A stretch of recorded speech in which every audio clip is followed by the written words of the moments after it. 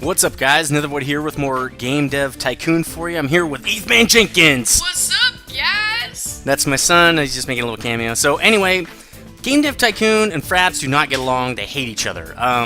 Also, I figured out that one thing that Game Dev Tycoon does is it doesn't save under your save file every time you have another game come out or something like that. That only saves in the latest game. Since I played another game, I started a new game just to kind of figure out the game a little bit better. It actually saved over my progress in what we've been watching, so I had to actually go back from an earlier point when I first got this new building, and then I had to basically watch the video and retrace all my steps. So that's why you can see I have a lot more cash and stuff. That wasn't intentional. I did all the same things that I did last time. It's just the game for some reason sold better, so I have more money. And I'm trying to get my stopwatch up, and it's being really slow. So there we go. Just gonna assume we got 2 minutes. Okay, so what we're doing here? Let's see, we got a proposition. It's decrypted.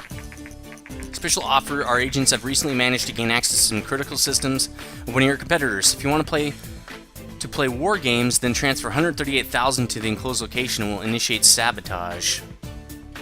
I don't think that's a good idea, because then they can do the same thing to me. So I'm going to decline that. So anyway, also, as you can tell, my helper is different. Obviously, I didn't get the same one back. She actually has worse stats, so it's not even like I'm cheating. This game noise seems really loud to me. Audio. Let's turn it down a little bit. Jeez. Okay. There we go. Okay, so what I'm thinking about doing, I did learn a couple of things. I looked at the wiki a little bit just to figure out a couple of the really core principles of this game so that I'm not just floundering the whole time and not knowing what stats are. Because once you get into like stats of stuff, they need to tell you what they are and what they do. There's no point having hard number stats if you don't know what it affects in the game. What's the point of that? So let's say we wanted to do some research on this chick right here. Oops, I'm sorry. We wanted to do some training, right? And here are her stats. So design is obviously design points. Technology is obviously tech points. Speed is how fast the bubbles come out of her, how fast she codes and actually the bubbles come out. So you can get a lot more bubbles of both just by having a high speed. Research is how fast research bubbles come out. So these are all very important. Before I was really only cared about these two stats right here, but speed is also a huge stat, and obviously research is a big stat, so I'm going to be getting the research number up to make, that's kind of why I think my research is so low. So I'm going to do make me think, that's the research one. So let's start her training.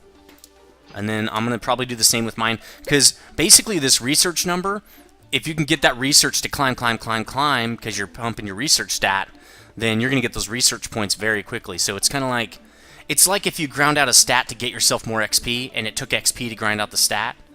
If you ever played EVE Online, it's like the old training books, where if you trained in these books, you'd train everything else faster. So that's what I'm going to be doing with these guys, is spending a little extra research, bumping these guys up. Also, since I have so much money, I think I'm going to be buying another, filling another position here, probably focusing on tech, because what I found out what medium games are and how to utilize them. So the way you do that, oh, well, I can't do anything right now because we're both doing research, and she needs to go on vacation, so after this she probably will. Okay, sold 81,000 copies, 570,000 in sales, nice. So that was a fantasy RPG, one of our kind of go-to types of games, and man, we really need to get hers up fast. So if you look at publishing deals here, we've already seen all this stuff, so I'm just gonna fast forward it. This is where you're gonna do medium games until you get 100,000 fans, so it's really good to do these. Actually did a couple in the other game to see how they work, and they're pretty awesome. I would probably go with something like this, so you can develop on any console, because each console has like a different audience and stuff and things like that, which I don't know. I don't want to read the wiki about it, because I want to figure it out as I go. If I get really stumped, I've tried something a few times and I'm not really sure, then I'll check the wiki, because it's stupid just to keep floundering and stuff. Any topic, any genre? You have to get a minimum score of 7 though. But that's awesome. I should get that soon, and this will probably go away if I don't. Space RPG. But this is awesome. I can have any platform, any topic, any genre, just has to get a 7. So I can just do like detective RPG, and I know I'm going to make it. But I've tried to do medium games with 2 people, and it really overloads them, and they have a hard time, so it's good to have 3 people. So what I'm going to do here is I'm going to fill this position. I'm going to go probably 100,000 budget. I think that was pretty good. Maybe I can do 150. It doesn't seem like a lot more. Now this will get me a more tech-savvy person. I know game demo I think is a mix, and I think showreel is like design only. So I want a tech guy, so we'll start looking for that. And I'm going to do a little bit more training. Let's do this research training up really high. Let's do her as well. Let's just do that again. I probably should have spent it on stuff for the engine that I need to build, but I want to get this research up as high as I can. Wow, see what I'm saying? I should have spent a little more. Look at that research though. That's nice. 192 tech. It's not great. Hey, look at his salary. It's tiny. Wow, that's way better. 192 tech. I'm going to be looking at these 2 as well, big time. So these 3 stats for me are big.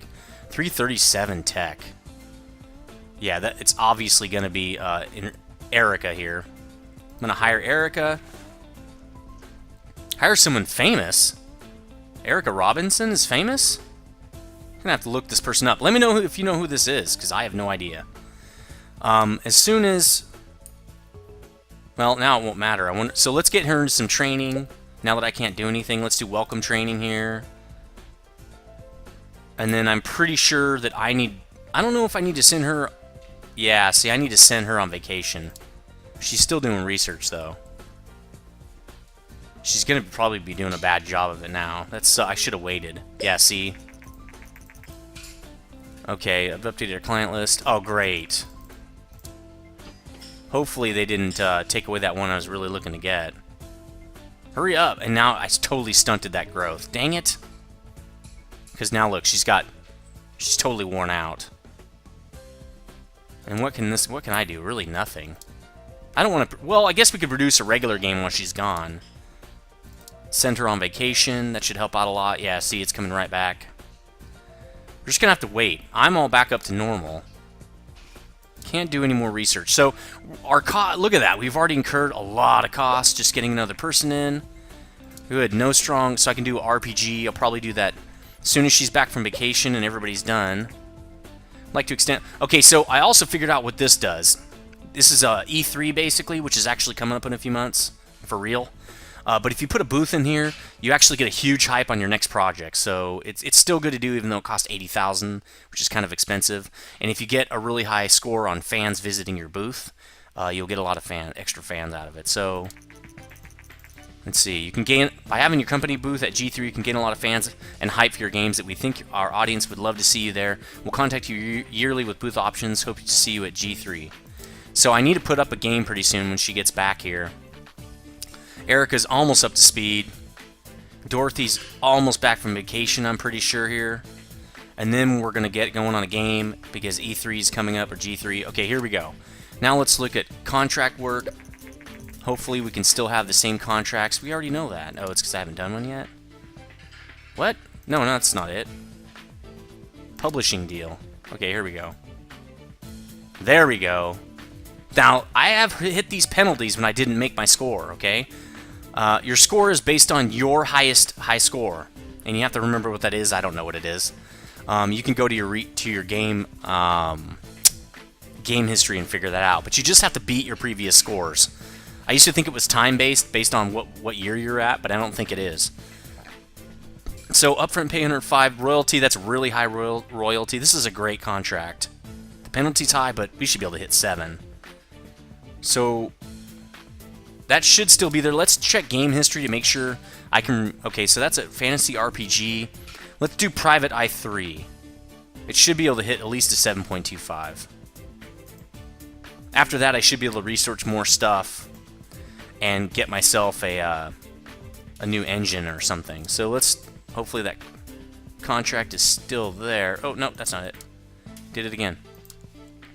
Publishing deal! Don't screw me over, guys. All right, so once you do that, again, you can see it pumps you right into this thing where if it had platforms and stuff you had to pick, they'd be locked in. Of course, this is all totally open, so private i3. We need a new topic for that. It's kind of generic, but so we're going to go detective, RPG on the PC. It's really easy for us. We need a new engine bad. I'm going to go with 3D graphics. So you can see the development's a lot higher. It's 175,000 to start. But these are generally pretty big. Now look, I already got 3 tech points and 1 design point, which is a little bit more than usual. Creating larger games is a significant task, and unlike in small games, one person cannot effectively be responsible for every aspect of the game. To create a good game to make best use of your team, you will have to assign which of your team is responsible for which areas. So this is where it actually gets a little more complicated, which I like. When you build a larger game, you have to assign team members to different parts of the game, whatever their strong suits are. Pick team members whose skills match the area to get the best result. When you assign a team member responsibilities, you'll see their workload. Try not to overwork them. Now, when I had 2 people, I was severely overworked. With 3 people, a medium game comes out to about 100% each, as you're about to see. So, oh no, engine, pretty low. Okay, so this is good with, let's just do all the gameplay options here. I'm good on design, so I'm going to go here. We got tech on the engine, and we'll put her on the gameplay. So you can see I'm heavily into story here. I'm heavily devoted into that so far. So we'll let ourselves develop for a little while here, and then after the second phase, we'll do some marketing for it. So this is already going good. It's only the first stage, and I'm already at a very high count for my numbers. I'm pretty sure my records are like 40 or so. So dialogues, this looks pretty good. Level design maybe a little bit lower. So since normally that would be me, we're going to go like this, okay? And we're going to do that, and then artificial intelligence. We're not going to be utilizing her as much for this game because it's not as tech heavy. But when we do action games, she's going to come in really handy. So you can see design is big in this game. Not as good as... Oh, wait a minute. Marketing. So this is going to be a pretty big game. I'm wondering if I should market it to magazine and demo. That's 100,000 extra. Let's do it. Let's just do it. I'm betting a company on this one. Actually, that's not a very high hype, is it? Hopefully it goes up. Okay, so... world design, sound graphics, I do think this is pretty much how it's going to work. So we'll put her again there.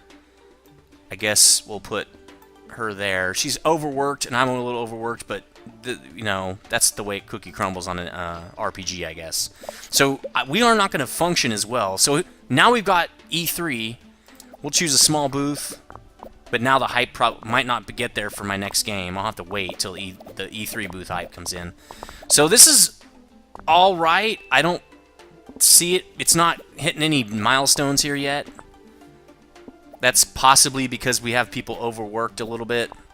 We'll wait till some more stuff comes in. And here we go. So we should get the hype off this now. I've seen most people getting like the 40,000 off a small booth. We'll see. You can see people showing up. We're showing off private i3. So we've spent 230,000 now basically on hype. So we got 46,000 visitors. Hype 60 now, see? We didn't make in the top 100 booths. Well, I think it's because we did a small booth, but we'll gain more fans, I'm sure. We will. That's okay. It's hype 60, right? Not breaking any sound barriers here. Come on. Our hype is going to start dying off. Oh, bug, thanks. Sequels. Oh, you guys were talking about sequels? I'll show you what... okay, let's do it before the hype drops. Hype was dropping really fast there. New record on tech. That's good.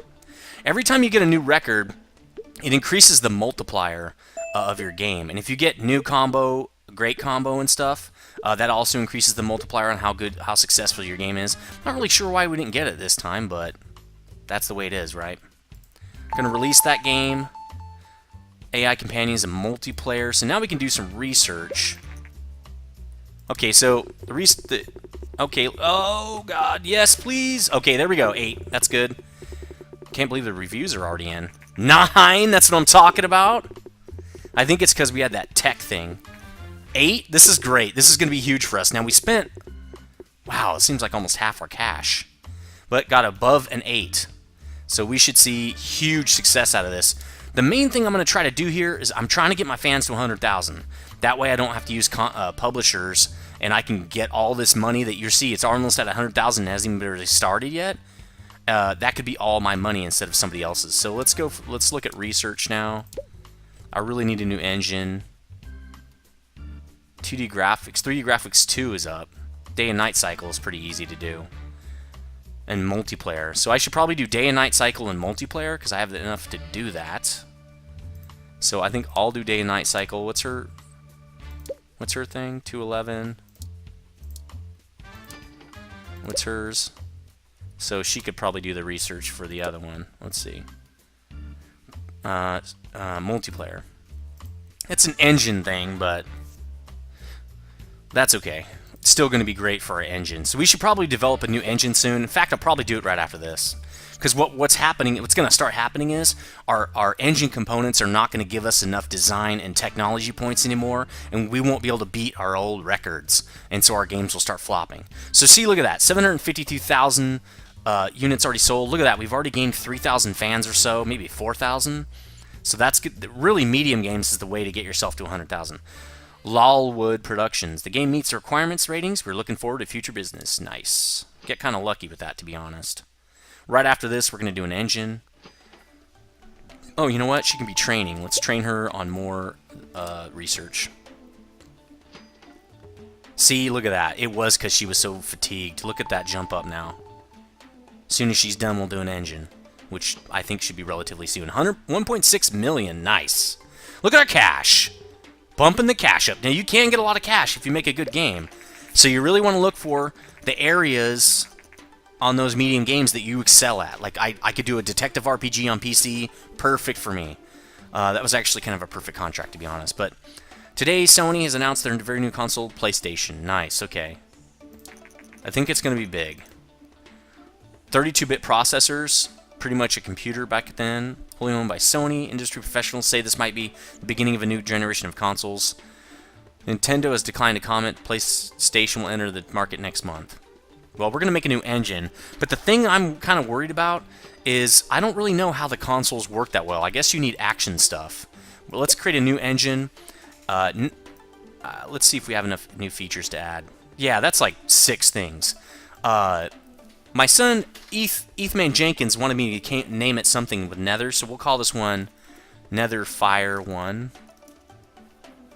And we're going to add those things in. So graphics options still the same. Simple cutscenes, multiplayer, character progression, better dialogues. All this stuff's going to help us a lot. Now I'm going to release after this, End of Roads 5 is coming out. So you can see it's a lot higher, obviously, on this. Yeah, baby! Develop! Seems like it's going a lot faster, too. Actually, right after this, we're going to cut it, probably, because we're running out of time.